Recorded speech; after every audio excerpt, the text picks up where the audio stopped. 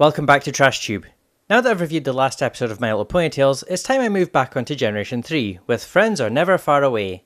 This is an episode about making friends from, what I assume because the only way they get there is through a rainbow waterfall, another planet.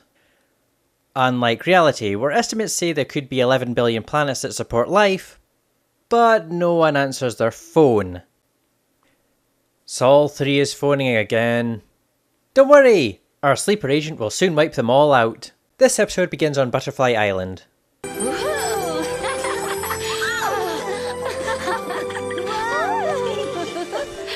Those laughs make my mind go to all the wrong places. I'd like you to meet my friends too, but I might need a little time. Pegasus ponies are very shy. Shy. I can't hear you!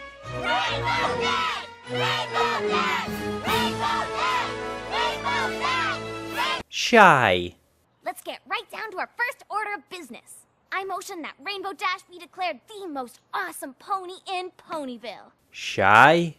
You're too shy, shy. Hush, hush, I do I. Are they exceptions to the rule? Also, you know what I've just realised? Then again, she says Pegasus ponies are shy and yet she's never been shy. If anything, she's very outgoing. They decide to throw a party to get the Pegasus and Earth ponies to be friends as well. Let's make a Pegasus promise. What's a Pegasus promise? Party promise. Well, what is a Pegasus promise? They don't explain, and Sky Wishes heads over to Ponyville to announce that she's throwing a party. It's kind of weird how they just throw parties. It's like they don't have jobs or something. Hey everybody, I've invited the Pegasus ponies to fly over to Ponyville for an extra special pony party. Ponies that fly? No, she said Pegasus, not flying ponies. Also, it's kind of weird to think that Rainbow Dash is the one to doubt the existence of Pegasus, given that in Friendship is Magic she is the most Pegasus of all the Pegasus ponies. I'm not sure I believe in flying ponies, but I believe in you, Sky Wishes. And gee, we always have fun when we have a Ponyville party, right? Jack Daniels, Jägermeister, Wicked. Although seeing so many ponies together, you notice that some of them look kinda out of place. It's similar to the criticism I had of the Timberwolves in Spike at Your Service, only reversed. Most of the ponies have black outlines like Starcatcher and Sky Wishes, and some have outlines that are a darker shade of their coat colour. Although Rainbow Dash and Pinkie Pie have black outlines on their bodies and white outlines on their mane. It's not horribly out of place, more like if you saw a nun in an S&M dungeon. Sure, she doesn't look that out of place next to the people dressed as nuns, but you know she doesn't belong in this den of sin. What was I talking about? Oh yeah, kid shows. Starcatcher tells the Pegasus about the party. Although, did something happen between Ponyville and Butterfly Island in the past? They all seem to know about Ponyville, and Thistle Whistle's response has gone beyond shyness and has stepped into PTSD territory. She meant Butterfly Island, right? After that, Starcatcher heads over to Ponyville, but asks a favour of two Pegasus. So, we promise to do our very best. Lovely. Back in Ponyville, they're setting up for the party.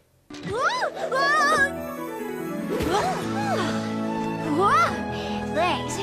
Hey, you have wings. I've had too much to drink. And now we go back to the Pegasus. I can't tell if this is all over the place or not. It is sticking to the story, but I feel like we're with the Pegasus 1 minute, then in Ponyville for a minute, then back to the Pegasus. What are you, R2-D2? You thought I'd go easy on a horse called Thistle. You were wrong. Nor being voiced by Tabitha St. Germain will prevent me from mocking her. Speaking of interesting VA crossovers, in the Hebrew dub of this, Starcatcher is voiced by Talia Barkey, the same person who voices Twilight Sparkle in the Hebrew dub of Friendship is Magic. They're at the Rainbow Waterfall debating whether or not they should go through, even though they promised Starcatcher they'd go. Coconut Grove and I gave Starcatcher a real Pegasus promise, and Pegasus promises are never broken. I kinda guessed that, even though this is the first time they've said it. They head through, but decide they need a nap before going to Ponyville.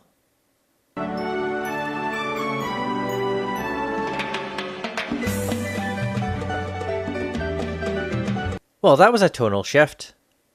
Sky Wishes and Pinkie Pie still need to come up with a song to welcome the Pegasus ponies.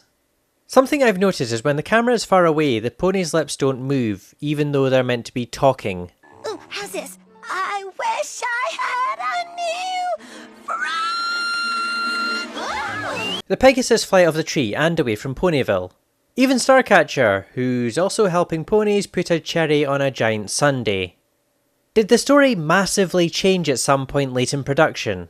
I mean, between Starcatcher flying away and being in Ponyville at the same time, as well as her just about hiding behind this cloud while the butterflies are looking for her, I think the story must have been different at some point. Unfortunately, it's one of those things there's no information on.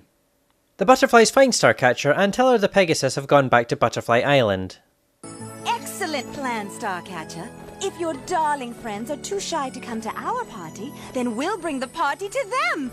In Scotland, we call that an empty. They start to sing a song. Although that Pegasus has really red eyes. I'm going to call her Soul Muncher.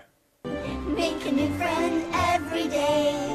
Learn a brand new game to play. Okay, that's a really cute song. And that's Friends Are Never Far Away. I know I said this about Dancing in the Clouds, but it's entertaining. Which isn't a bad thing. Like I've also said before, it's okay for something intended for children to not have a lesson or moral. It can just be a fun 20-minute story. But I think they could have had a lesson in this.